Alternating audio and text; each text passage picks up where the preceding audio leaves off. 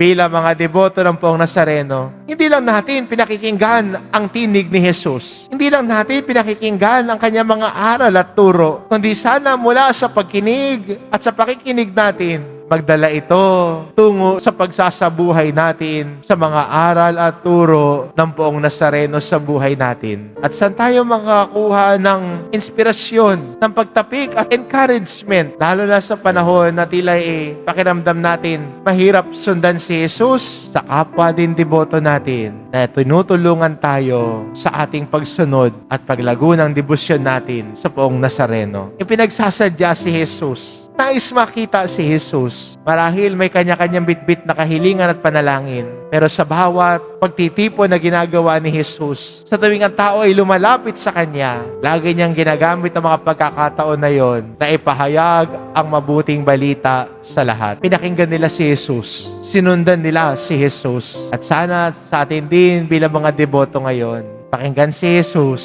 sundan si Jesus. Amen.